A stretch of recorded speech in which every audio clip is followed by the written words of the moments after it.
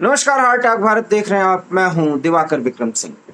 Colonel Virendra शाही sir जो सैन्य और राजनयिक कूटनीतिक मामलों के भी जानकार हैं और प्रतिदिन हर एक वो मुद्दा उठाते हैं हम जो देश के लिए जानना जरूरी है और उससे एक जनमत तैयार हो, उस जनमत का एक प्रभाव पड़े उन एजेंसियों पर और सरकार पर जो वास्तव में अगर उसको टैकल करती हैं तो देश सुरक्षित रहता है।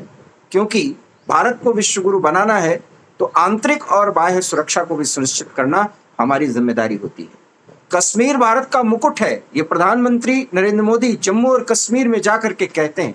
जम्मू कश्मीर के विकास को कोई रोक नहीं सकता, बात बिल्कुल सही है। लेकिन जम्मू कश्मीर में समय समय पर भारत विरोधी ताकतें इस कदर प्रभावी होती हैं, अंदर खाते क्या कुछ चल रहा होता है ये किसी को नहीं मालूम। कभी कभी मालूम होता है तो हम उसे नजरअंदाज करते हैं, लेकिन छोटी सी छोटी गतिविधियां एक बड़े खतरे की आहट होती हैं, संकेत होती हैं। इसे समझना चाहिए क्योंकि जब जम्मू कश्मीर से और विशेष करके कश्मीर से घाटी से 1987-88 के बाद एक ऐसी स्थिति बनाई गई जिसमें कश्मीरी पंडितों को घाटी छोड़ना पड़ा और डेमोग्राफिकली कट्टरपंथियों इस्लामिक फोर्सेस के कारण आज कश्मीर घाटी कश्मीरी पंडितों से विहीन। हमारी मुहिम यही है कि अगर कश्मीर को सचमुच में भारत का स्वर्ण मुकुट बनाना है तो कश्मीरी पंडितों की वापसी वहां सुनिश्चित हो। लेकिन हो कैसे? क्योंकि समय समय पर वहां कुछ ऐसा चल रहा होता है जो पाकिस्तान का इशारा होता है और उस इशारे पर वो लोग काम कर रहे होते हैं जिन्हें आप स्लीपर सेल कह सकते हैं, पाकिस्तान परस्त कह सकते हैं, पैन इस्लामिक फोर्सेस कह सकते हैं। और देखने को मजबूर वो होते हैं जो राष्ट्रवादी होते हैं और विशेषकर घाटी से थोड़ी ही दूर पर बैठकर ये सारी स्थितियां देख रहे होते हैं। लेकिन देश को जागरूक करना हमारा परम कर्तव्य है। आज ऐसे ही एक मुद्दे के साथ हम कर्नल वीरेंद्र शाही सर से जुड़ रहे हैं। वीरेंद्र शाही सर ने कुछ ऐसी घटनाओं को का जिक्र किया है और आगे करेंगे जो इस बात की ओर संकेत दे रही हैं कि घाटी में सब कुछ अच्छा नहीं चल रहा है। आखिर में उमर अब्दुल्ला सरकार कर क्या रही है? Over to you sir. धन्यवाद दिवाकर जी।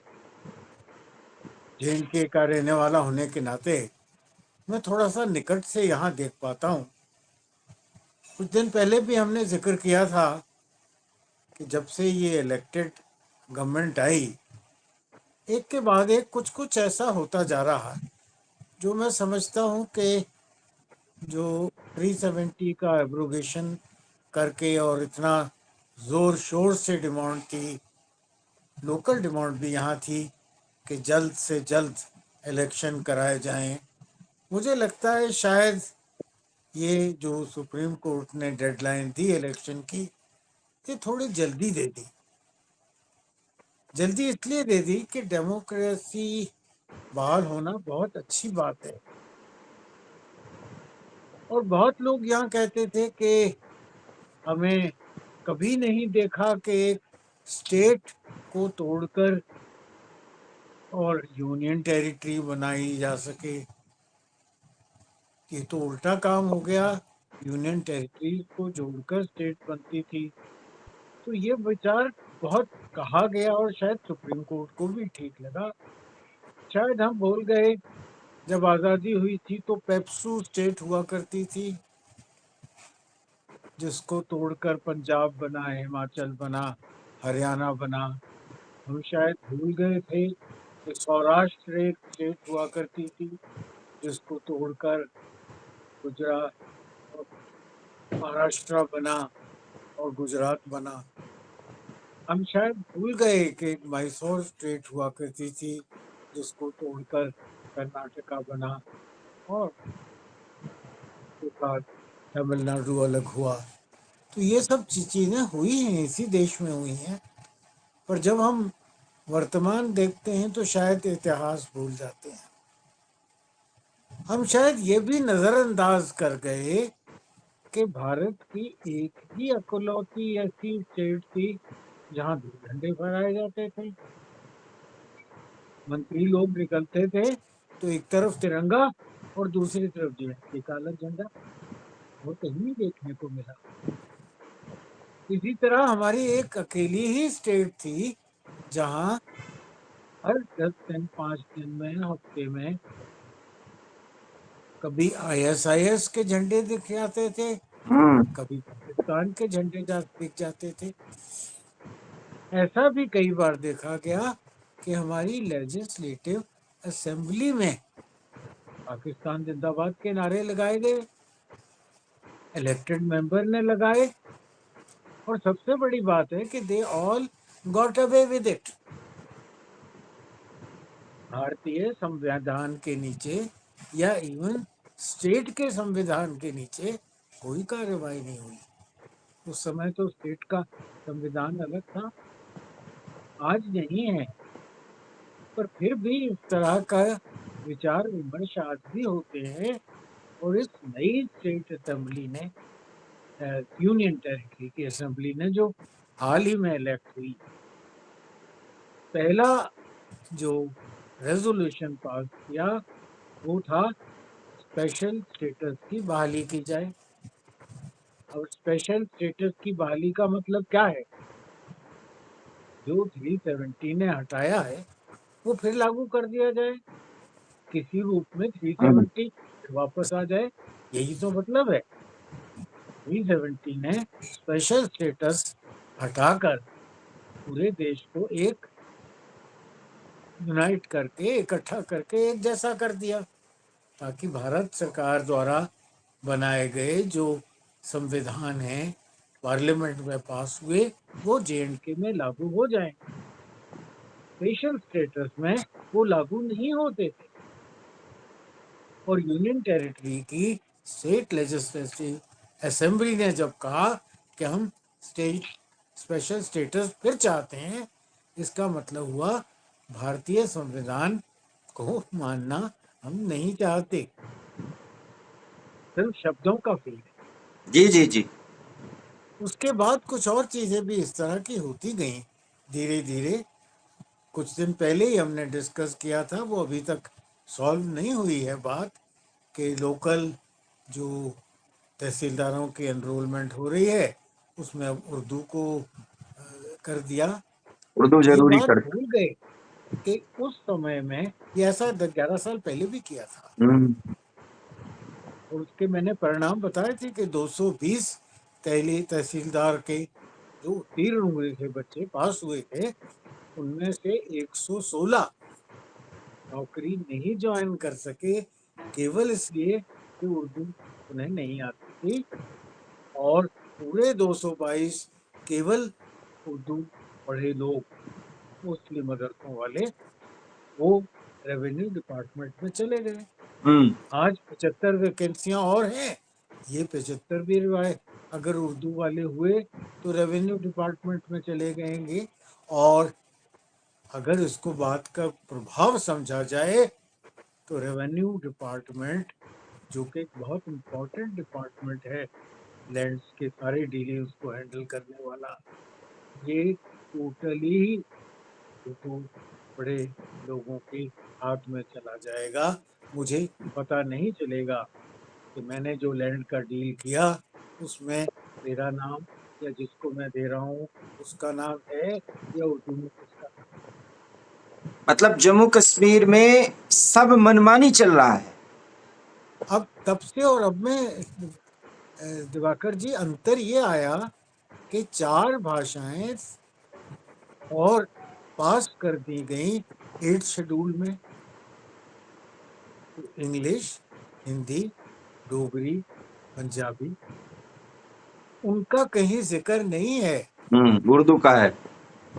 और उर्दू भाषा को लागू किया गया, उन सब भाषाओं को किनारे करते हुए। मतलब सीधा है अभी सर, सीधा जी मतलब है कि उमर अब्दुल्ला फारूक अब्दुल्ला के तुष्टीकरण की नीति को और आगे बढ़ा रहे हैं, और उमर अब्दुल्ला ज्यादा लीथल हैं इस मामले में।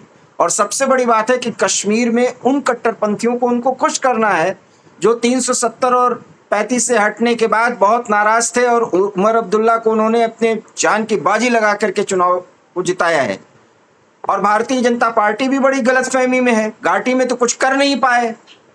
और अभी भी सच को स्वीकार नहीं कर पा रहे हैं जम्मू में बैठ करके, और सिर्फ नारे लगाने से तो होगा नहीं। दिवाकर जी 28 एमएलए हैं, जी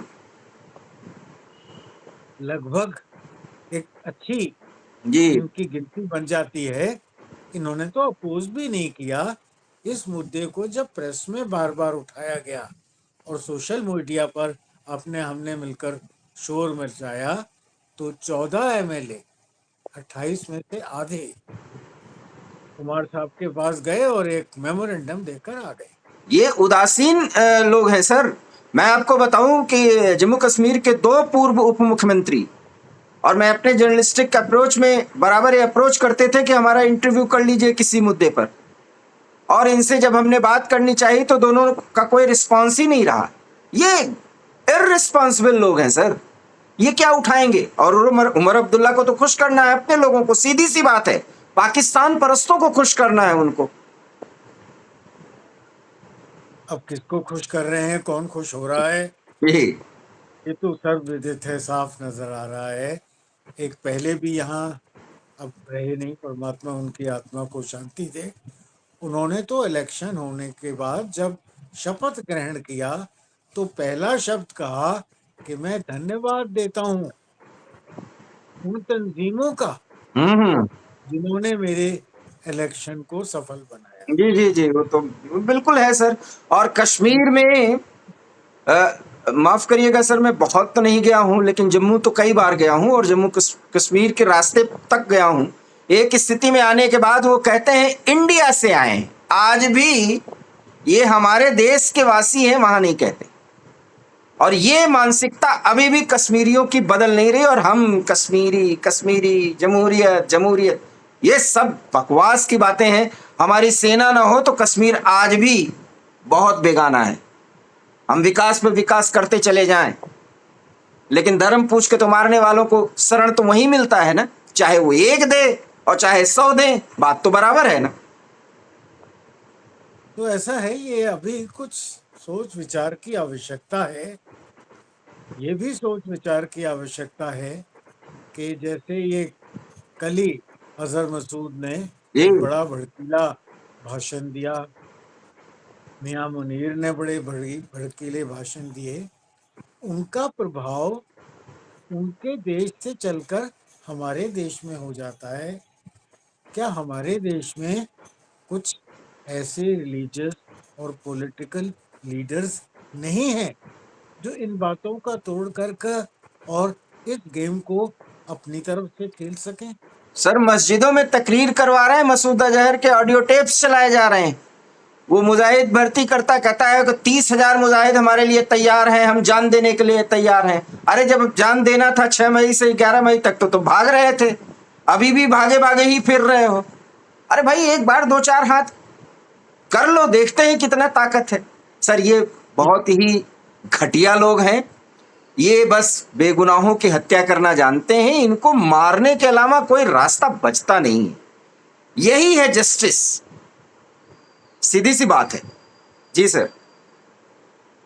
देखिए, ऐसे फौजी युद्ध का जितना भयावह रूप है जी किसी और ने करीब से नहीं देखा जी होगा। जी जी सर। और मैं समझता हूँ कि युद्ध हमेशा एक लास्ट ऑप्शन होनी चाहिए, पर जब पानी गले से ऊपर निकलने लगे तो वो लास्ट ऑप्शन भी कभी कभी शायद ट्राई करनी ही पड़ती है। और जब करनी पड़ती है तो फिर उसको नो होल्ड्स बार पूरी शक्ति से किया जाना चाहिए। उसके बाद कोई रुकावट नहीं, फिर उसकी कोई सीमा रेखा नहीं, सिर्फ विजय श्री और शत्रु का संपूर्ण विनाश ही उसका सर, लक्ष्य रह आप जाता। तो सैन्य मामलों के जानकार हैं और उसकी साइकोलॉजी समझते हैं दुश्मन की। मैं आपको एक बात बताता हूं, आप बिल्कुल सोचिएगा। आज ये एक ऐसे लोग हैं जो मौका पड़ने पे कहेंगे हम झंडा उठा लेंगे। जैसे ही मौका गया, झंडा पीछे रखे और सीमा पार का सारा मामला चला, जय जय जय जय, अब आगे डैश डैश डैश। दूसरी चीज, मौका पड़ने पर ये बड़े सख्त कौम बन जाते हैं। और जब इनको दबाव पड़ता है ना तो ये झुक जाते हैं। इसीलिए मक्कारी की पराकाष्ठा घाटी में भी देखी जा सकती है। मैं एक बार स्पष्ट कर दूं, मैं उन कश्मीरियों पर टिप्पणी नहीं कर रहा हूं जो देशभक्त हैं, जो कश्मीर भक्त हैं। मैं उन पर टिप्पणी कर रहा हूं जो 75 सालों से जिसके बिना पे जिंदा है, जिसके सांस पर जिंदा है। उस भिखमंगे के साथ अगर उनकी सोच है तो भिखमंगे तो वो भी हुए सर। नहीं, कुछ तो कहते हैं कि हमारा दिल धड़कता है हाँ पाकिस्तान के हाँ, लिए। ये तो फारूक अब्दुल्ला भी कहे हैं। इन्होंने ही तो और कहा जब था कि तुम्हारे बाप का है जाके ले लो। और जब ये लोग कहते हैं कि ये स्टेट को तोड़ के यूनियन टेरिटरी बनाई, ऐसा एक ही बार देखा, जब मेरा उत्तर यही होता है कि हमने भी पाकिस्तान जिंदाबाद का ना नारा लेजिस्लेटिव में असेंबली में लगते पहली बार देखा। अगर और किसी ऐसा स्टेट में नहीं हुआ तो फिर ऐसा यहाँ क्यों? सर लेफ्टिनेंट गवर्नर को थोड़ा सा स्ट्रिक्ट होना चाहिए। कानून व्यवस्था तो एक तरह से उनके हाथ में है, केंद्र के वो प्रतिनिधि हैं। और ये मैं सर, आप तो सूचना पूरा दे रहे हैं। जो सूचनाएं आ रही हैं कि मस्जिदों में बाकायदा शुक्रवार को अजहर मसूद के ऑडियो टेप्स चलाए जा रहे हैं, और तकरीरों में क्या होता है वो बताने की तो जरूरत है नहीं। वो पूरा भेड़ चाल में भी भीड़ इकट्ठा होती है, वो मसूद अजहर आइकन बन रहे हैं, जैसे एक समय बुरहान बानी हुआ करता था। खैर वो तो 72 हूर के पास है, अजहर मियाँ तो अभी यही है। दिवाकर जी, ये मेरे ख्याल जो पूरी मशीनरी है ना, जी वो पूरी मशीनरी तो मनोज साहब अभी बदली नहीं कर सके। बिल्कुल सही बात। उसमें बहुत से लोग ऐसे हैं मशीनरी में जो शायद अभी भी पुरानी विचारधारा पर, पुरानी से मेरा मतलब है 2019 से पुरानी जो विचारधारा थी उसी को मानते हैं। 370 से प्री 370 वाले विचारों पर चल रहे हैं और शायद उसी पर उनका कार्यक्रम रहता है।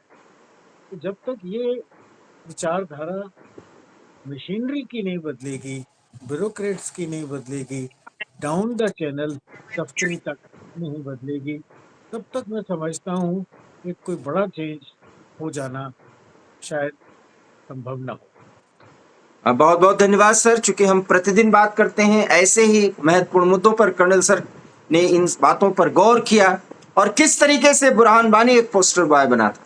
वो मसूद अजहर जिसके बारे में पाकिस्तान का पूर्व विदेश मंत्री ये कहता है कि मसूद अजहर का पता इंडिया बता देती तो हम उनको न्याय के दरवाजे तक पहुंचा देते। खैर और 2 दिन बाद ही वो भाषण दे रहा है खुले में। जी, और उसके बाद वो बदल गए। खैर ये बिलावल भुट्टो, अर्थात भारत में कुछ लोग उनको बिल्लो रानी भी कहते हैं, ये वहां के गड्ढमट की स्थिति है। लेकिन मसूद अजहर अगर घाटी का प्ले बॉय बन रहा है तो कर्नल सर ने जिस बात की ओर ध्यान दिलाया है, ये जम्मू कश्मीर के प्रशासन को, लेफ्टिनेंट गवर्नर मनोज सिन्हा को समझना होगा और अमित शाह और प्रधानमंत्री को भी समझना होगा, क्योंकि घाटी में सब अच्छा नहीं चल रहा है। हार्ट टॉक भारत के मंच पर हमने इस बात का जिक्र किया है। आज का ये जिक्र बात बहुत छोटी लग सकती हो, आने वाले समय में हमारे सामने कहीं ये स्थिति चुनौती न बन जाए। कर्नल सर से कोई सवाल करना हो तो आप जरूर पूछें। वो प्रतिदिन जुड़ते हैं एक नए मुद्दे के साथ। और अगर ये वीडियो अच्छा लगा हो तो इसे लाइक कीजिए, शेयर कीजिए और हमारे चैनल हार्ट टॉक भारत को सब्सक्राइब कीजिए, क्योंकि कर्नल सर जम्मू कश्मीर से बैठ करके वहां पर जो पाक परस्ती चलती है उस मुद्दे को तत्काल उठाते हैं। यही एक वीर सैनिक अधिकारी की सबसे बड़ी खासियत है जो हार्ट टॉक भारत पर प्रतिदिन होता है। बहुत बहुत धन्यवाद। नमस्कार। धन्यवाद।